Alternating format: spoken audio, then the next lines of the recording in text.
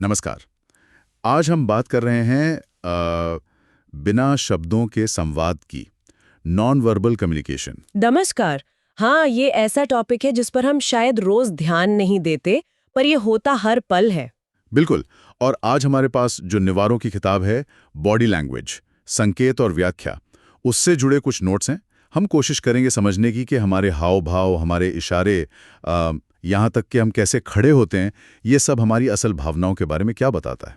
और वो भी एक FBI एजेंट के नजरिए से। ये बात इसे और दिलचस्प बना देती है। हाँ, वही उनका सालों का अनुभव है लोगों को पढ़ने का। अच्छा, आपने शायद सुना हो कि आंखें बहुत कुछ कहती हैं, पर निवारों का कहना है कि पैर पैर शायद सबसे ज्यादा सच बोलते हैं। हाँ, ये सुनने में थोड़ा अजीब लगता है पहले। है ना। वो इसे हमारे दिमाग के एक हिस्से से जोड़ते हैं, ईमानदार मस्तिष्क या ऑनेस्ट ब्रेन। तो चलिए इसी को आज खोलकर समझते हैं। बिल्कुल। अक्सर हम जो कहते हैं और जो हमारा शरीर अनजाने में कह रहा होता है, उसमें बड़ा फर्क हो सकता है। निवारो इसी को डिकोड करने में मदद करते हैं। तो पहले ये समझ लें कि ये जो निवारों हैं कौन, मतलब ये कोई आम लेखक तो है नहीं। नहीं, बिल्कुल नहीं। वो पूर्व FBI स्पेशल एजेंट हैं। करीब 25 साल उन्होंने काउंटर इंटेलिजेंस और बिहेवियरल एनालिसिस, मतलब व्यवहार विश्लेषण में काम किया है। सोचिए जरा, उनका काम ही था ये समझना कि कौन सच बोल रहा है, कौन नहीं, खासकर मुश्किल हालात में। सही का। और इनकी ये किताब जो 2008 में आई थी, वो इसी अनुभव का निचोड़ है और दुनिया भर में बेस्ट सेलर भी बनी। हाँ, ये कोई सिर्फ किताबी बातें नहीं है। ये असल जिंदगी में हजारों इंटरव्यूज, पूछताछ, उन सब में परखी हुई समझ है। तो इसमें वजन है, ये फील्ड में कमाया हुआ ज्ञान है, सिर्फ राय नहीं। अच्छा, तो उनकी जो मेन थियरी है, उसका जो कोर आइडिया है, वो बड़ा मजेदार है। वो कहते हैं कि हमारा शरीर हमारे शब्दों से ज्यादा ईमानदार होता है। क्यों? ऐसा क्यों? क्योंकि जो हमारी शारीरिक प्रतिक्रियाएं हैं, वो ज्यादातर हमारे लिम्बिक सिस्टम से चलती हैं, जिसको निवारो ईमानदार मस्तिष्क कहते हैं। हाँ, लिम्बिक सिस्टम, ये दिमाग का वो हिस्सा है जो हमारी भावनाओं और क्या कहते हैं, सर्वाइवल इंस्टिंक्ट्स, बचाव की सहज प्रवृत्ति को कंट्रोल करता है। ये सोचता नहीं, रिएक्ट करता है तुरंत। बिल्कुल। जबकि हमारा सोचने वाला दिमाग, नियोकॉर्टेक्स, वो तो कहानियां गढ़ सकता है, झूठ बोल सकता है, चेहरे पर झूठी मुस्कान ला सकता है। हाँ, लेकिन लिम्बिक सिस्टम को धोखा देना मुश्किल है। ये लाखों साल के विकास का नतीजा है। तो जब हमें डर, खुशी, तनाव या कुछ अजीब लगता है, तो ये सिस्टम फौरन सिग्नल भेजता है, जैसे दिल तेज धड़कना, पसीना आना, सांस का बदलना या बॉडी पोस्चर में बदलाव। निवारो कहते हैं कि ये प्रतिक्रियाएं लगभग अनैच्छिक हैं, इसीलिए भरोसेमंद हैं, हमारी सच्ची फीलिंग्स दिखाती हैं। और यहीं पर वो अपनी सबसे अनोखी बात बताते हैं, पैरों पर ध्यान दो। हाँ, ये वाला पॉइंट बड़ा इंटरेस्टिंग है। हम तो चेहरा देखते हैं, हाथ देखते हैं, पर वो कहते हैं कि सबसे ईमानदार हिस्से हैं हमारे पैर और टांगे। सोचिए, कोई आपसे बात कर रहा है, मुस्कुरा रहा है, पर उसके पैर दरवाजे की तरफ हैं। तो इसका क्या मतलब हुआ? यही कि शायद वो जाना चाहता है या असहज महसूस कर रहा है। इसका एक बहुत मजबूत एवोल्यूशनरी कारण भी है। देखिए, पैर और टांगे सीधे सीधे हमारी फ्लाइट यानी भागने की प्रतिक्रिया से जुड़े हैं। ओह, अच्छा, फाइट या फ्लाइट वाला। हाँ, वही। जब हमारा लिम्बिक सिस्टम किसी सिचुएशन को ठीक नहीं समझता, तो पैर अनजाने में ही हमें वहां से दूर ले जाने की तैयारी करने लगते हैं। मतलब असल में भागने की नहीं, पर एक तरह से। हाँ, मानसिक रूप से बाहर निकलने की इच्छा। क्योंकि हमें बचपन से सिखाया जाता है कि चेहरे के भाव कंट्रोल करो, हाथ ठीक से रखो। हाँ, पैरों पर कौन ध्यान देता है। सही कहा। इसीलिए उन पर हमारा सचेत कंट्रोल कम होता है और वो ज्यादा सच बोलते हैं। जैसे वो कहते ना, हैप्पी फीट, जब कोई खुश या उत्साहित होता है तो पैर थिरकने लगते हैं। हाँ हाँ। और अगर कोई पैर कुर्सी के नीचे एकदम सिकोड़ ले, तो वो शायद असुरक्षित महसूस कर रहा है। लेकिन यहाँ एक बड़ा लेकिन है। इस पर निवारो बहुत जोर देते हैं। हाँ, ये बहुत जरूरी है कि किसी एक अकेले सिग्नल का मतलब मत निकालो। जैसे कोई हाथ बांधकर खड़ा है। हाँ, आमतौर पर लोग सोचते हैं कि ये डिफेंसिव है, बचाव कर रहा है। पर हो सकता है उसे ठंड लग रही हो, या बस वो ऐसी आराम से खड़ा होता हो। इसलिए निवारो कहते हैं कॉन्टेक्स्ट देखो, संदर्भ। बिल्कुल। संदर्भ के बिना तो कोई भी इंटरप्रिटेशन अधूरा है और अक्सर गलत भी हो सकता है। कहाँ बात हो रही है, माहौल कैसा है, फॉर्मल, इनफॉर्मल, टॉपिक क्या है, कमरे में AC तेज तो नहीं, ये सब चीजें मायने रखती हैं। सही बात है। और संदर्भ के साथ साथ एक और चीज उतनी ही जरूरी है, बेसलाइन। हाँ, बेसलाइन। ये कॉन्सेप्ट भी समझना जरूरी है। इसका मतलब है कि कोई व्यक्ति आमतौर पर कैसा व्यवहार करता है। बिल्कुल, हर कोई अलग होता है। कोई ज्यादा हाथ हिलाता है बात करते हुए, कोई कम मुस्कुराता है, किसी के बैठने का एक खास तरीका होता है। तो इससे जानने के लिए क्या करें? निवारों की सलाह है कि जब आप किसी से मिलें या बातचीत शुरू करें तो पहले कुछ पल बस शांति से देखें। वो नॉर्मली कैसे बैठते हैं, कितनी आंखें मिलाते हैं, हाथ कितने चलते हैं। अच्छा, मतलब पहले उसका नॉर्मल पैटर्न देखो। हाँ, वही उसकी बेसलाइन है।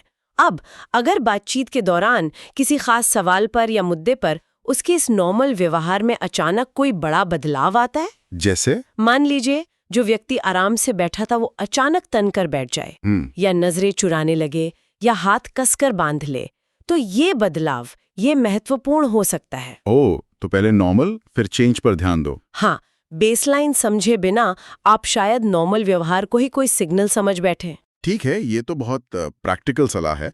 और नावारो एक और गलती से बचने को कहते हैं कि सिर्फ एक सिग्नल पर मत कूदो, वो क्लस्टर पर जोर देते हैं, संकेतों के समूह पर। हाँ, ये बहुत बहुत महत्वपूर्ण है। एक अकेला सिग्नल, जैसा हमने कहा, धोखा दे सकता है। हाँ, लेकिन अगर कई सिग्नल एक साथ एक ही तरफ इशारा कर रहे हो तो वो बात ज्यादा भरोसेमंद होती है। जैसे कोई उदाहरण? मान लीजिए कोई व्यक्ति हाथ भी बांधे हुए है, नजरें भी नहीं मिला रहा, होंठ भी कसकर भींचे हुए हैं और उसके पैर भी बाहर की तरफ मुड़े हैं। ओह, ये तो काफी सारे हो गए। हाँ, अब ये संकेतों का एक क्लस्टर बन गया। ये काफी मजबूती से बता रहा है कि वो व्यक्ति शायद असहज है, या सहमत नहीं है, या बस जाना चाहता है। क्लस्टर देखने से गलती की गुंजाइश कम हो जाती है। तो एफबीआई में भी वो यही करते थे, पैटर्न ढूंढते थे। बिल्कुल, एक सिग्नल सिर्फ एक डेटा पॉइंट है, पैटर्न या क्लस्टर ही कहानी बताते हैं। और इन क्लस्टर्स को समझने में एक और मॉडल मदद करता है जिसका जिक्र नवारो करते हैं, फ्रीज, फ्लाइट, फाइट। ये भी लिम्बिक सिस्टम से जुड़ा है ना? हाँ जी, बिल्कुल।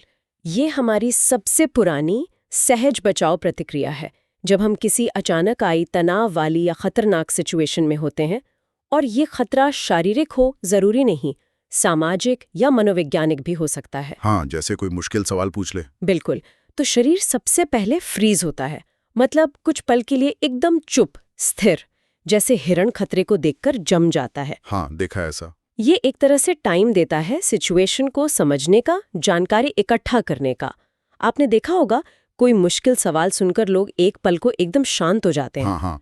और फिर फ्लाइट। अगर फ्रीज होने के बाद भी दिमाग को लगता है कि मामला ठीक नहीं है, तो अगला रिएक्शन होता है फ्लाइट, भागना या दूर हटना। फिजिकली या मेंटली, दोनों तरह से।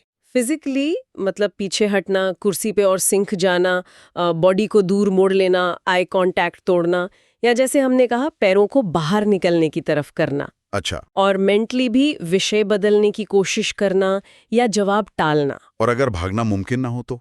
तब आता है फाइट रिस्पॉन्स, जब लगता है कि भाई फंस गए, अब सामना करना ही पड़ेगा। तो शरीर लड़ने को तैयार होता है। हाँ, इसके सिग्नल हो सकते हैं मुट्ठियां भींचना, जबड़े कसना, आंखों में घूरना, आगे की तरफ झुकना जैसे अटैक करने की तैयारी हो, या आवाज का तेज या अग्रेसिव हो जाना। बाप रे। तो इन तीनों प्रतिक्रियाओं, फ्रीज, फ्लाइट, फाइट, के शारीरिक संकेतों को पहचानना हमें ये समझने में मदद करता है कि कोई किसी बात को लेकर कितना टेंशन में है। ये सब सुनने में तो बहुत ज्ञानवर्धक है, लेकिन किताब कैसी है? मतलब सिर्फ थ्योरी है या पढ़ने में मजा भी आता है? क्योंकि कई बार ऐसी किताबें बड़ी ड्राई होती हैं। नहीं, यही तो इस किताब की खासियत है। निवारो ने इसे बहुत प्रैक्टिकल और पढ़ने में आसान बनाया है। अच्छा। हाँ, जैसा आपने शुरू में कहा था, वो अपने FBI के किस्से सुनाते हैं, छोटे छोटे मजेदार उदाहरण, कैसे किसी सस्पेक्ट के पैर की जरा सी हरकत से झूठ पकड़ा, या किसी गवाह की बॉडी लैंग्वेज ने कैसे सच्चाई तक पहुंचाया। मतलब कहानियों की तरह। हाँ, और किताब में जगह जगह छोटे साइड बॉक्स भी हैं, उनमें एक्स्ट्रा टिप्स या इंटरेस्टिंग फैक्ट्स होते हैं। तो ये सिर्फ सिद्धांत नहीं रह जाते, जीवंत उठते हैं। तो ये सिर्फ क्या नहीं बल्कि कैसे और क्यों भी समझाती है, वो भी असली उदाहरणों से। ये तो वाकई आकर्षक लगता है। हाँ, उन्होंने वैज्ञानिक आधार जैसे लिम्बिक सिस्टम वगैरह और रोजमर्रा की व्यावहारिकता के बीच बहुत अच्छा बैलेंस बनाया है। भाषा भी सरल है, कोई भारी भरकम शब्द नहीं, तो कोई भी समझ सकता है। हाँ, आसानी से। और लोग इसे अपनी प्रोफेशनल लाइफ में, इंटरव्यू, मीटिंग या पर्सनल लाइफ में डेटिंग, दोस्तों, परिवार, कहीं भी लागू करने के बारे में सोच सकते हैं। प्रेजेंटेशन ऐसा है कि मुश्किल बातें भी समझ आ जाती हैं। तो अगर हम इसके प्लस और माइनस पॉइंट देखें तो जाहिर है कि प्रैक्टिकल होना, रिसर्च बेस्ड होना, दिलचस्प होना, ये सब इसके बड़े फायदे हैं। मैंने देखा है ऑनलाइन डिस्कशंस में, जैसे रेडिट पर, लोग इसे काफी यूजफुल बताते हैं, कुछ तो गेम चेंजर भी कहते हैं। हाँ, ये काफी हद तक सही है। इसकी व्यवहारिकता तो कमाल की है। हालांकि कुछ पढ़ने वालों को या रिव्यूअर्स को ऐसा भी लगता है कि नेवारो कभी-कभी कुछ चीजों पर जरूरत से ज्यादा विस्तार में चले जाते हैं। जैसे कपड़े या ड्रेस कोड। कुछ लोगों को लग सकता है कि ये बॉडी लैंग्वेज के कोर टॉपिक से थोड़ा हटकर है। अच्छा, ड्रेस कोड वाला पॉइंट, क्या ये ठीक आलोचना है? देखिए, ये देखने का नजरिया है। कुछ को लगेगा कि भाई पहनावा तो कल्चर या पर्सनल चॉइस है, इसका बॉडी लैंग्वेज से क्या लेना देना, इस पे इतना जोर क्यों। वो शायद बॉडी के ज्यादा यूनिवर्सल संकेतों पर फोकस चाहेंगे। हाँ, हो सकता है। लेकिन शायद नेवारो के नजरिए से पहनावा भी एक सिग्नल देता है कि व्यक्ति कितना तैयार है, कितना प्रोफेशनल है, या किसी ग्रुप से कितना जुड़ना चाहता है, तो वो इसे भी ओवरऑल पिक्चर का हिस्सा मानते हैं। अच्छा। पर ज्यादातर लोग मानते हैं कि ये कोई बहुत बड़ी कमी नहीं है। किताब की जो ओवरऑल वैल्यू है वो कहीं ज्यादा है, और ये डिटेल्स भी मतलब कॉन्टेक्स्ट समझने में थोड़ी मदद तो कर ही सकती हैं। ठीक है, समझ गया। तो इस पूरी बातचीत का निचोड़ क्या है? मतलब अगर हमें मेन बातें याद रखनी हो तो वो क्या होंगी? मेरे ख्याल से सबसे जरूरी सबक है, पहला, शब्दों के पार देखो, नॉन वर्बल संकेतों पर ध्यान दो, खासकर पैरों पर, वो अक्सर सच बोलते हैं। ठीक है। दूसरा, कॉन्टेक्स्ट हमेशा किंग है, माहौल और हालात समझे बिना कोई मतलब मत निकालो। तीसरा, बेसलाइन पहचानो, पहले नॉर्मल देखो फिर बदलाव पकड़ो। चौथा, क्लस्टर ढूंढो, एक अकेले संकेत पर भरोसा मत करो, संकेतों के गुच्छे देखो जो एक ही कहानी सुना रहे हो। राइट। और पांचवा, तनाव के संकेतों को पहचानो, फ्रीज, फ्लाइट, फाइट। ये समझने से दूसरों की इमोशनल स्टेट का अंदाजा लगेगा। ये तो बड़े सॉलिड पॉइंट्स हैं। तो इसका मतलब ये हुआ कि इस ज्ञान से हम दूसरों को बेहतर समझ सकते हैं, शायद उनका झूठ भी पकड़ सकते हैं। हाँ, ये मुमकिन है, और नेवारो का FBI का अनुभव इसी पर टिका है। लेकिन अगर हम इसे बड़ी पिक्चर में देखें तो ये सिर्फ लाई डिटेक्टर नहीं है। अच्छा। ये सहानुभूति मतलब एम्पैथी और बेहतर कम्युनिकेशन का भी एक जबरदस्त टूल है। जब हम समझ पाते हैं कि सामने वाला असल में कैसा महसूस कर रहा है, असहज, उत्साहित, डरा हुआ, तो हम अपनी बात या अपना व्यवहार उसके हिसाब से बदल सकते हैं। हाँ, ये तो है। इससे गलतफहमियां कम होती हैं, रिश्ते बेहतर हो सकते हैं, बातचीत ज्यादा असरदार हो सकती है। ये हमें इंसानी व्यवहार की गहरी परतों को समझने में मदद करता है, न कि सिर्फ दूसरों पर ठप्पा लगाने में। तो ये थी जो नेवारों की सिखाई बॉडी लैंग्वेज की दुनिया की हमारी पड़ताल। कैसे हमारा शरीर एक खुली किताब बन सकता है अगर हम उसे पढ़ना सीख लें, और कैसे ये समझ हमें अपने आसपास की दुनिया को बेहतर ढंग से समझने और उसमें नेविगेट करने में मदद कर सकती है। और यहाँ मैं एक सवाल छोड़ना चाहूंगी हम सबके सोचने के लिए। हम दूसरों के नॉन वर्बल संकेतों को समझने पर इतना फोकस कर रहे हैं, पर क्या हम कभी रुककर सोचते हैं कि हमारे अपने नॉन वर्बल सिग्नल क्या कह रहे हैं? दिलचस्प सवाल है। क्या हमारी बॉडी लैंग्वेज अनजाने में वो मैसेज दे रही हैं जो हम देना नहीं चाहते? या कहीं ऐसा तो नहीं कि हम जो महसूस कर रहे हैं, हमारा शरीर उसे हमारी इजाजत के बिना ही जाहिर कर रहा है? खुद के अशाब्दिक संचार के बारे में जागरूक होना भी शायद उतना ही जरूरी है जितना दूसरों को समझना। इस पर सोचना काफी इंटरेस्टिंग हो सकता है। बहुत खूब कहा। अवलोकन की शक्ति को कभी कम नहीं समझना चाहिए, चाहे वो दूसरों का हो या अपना।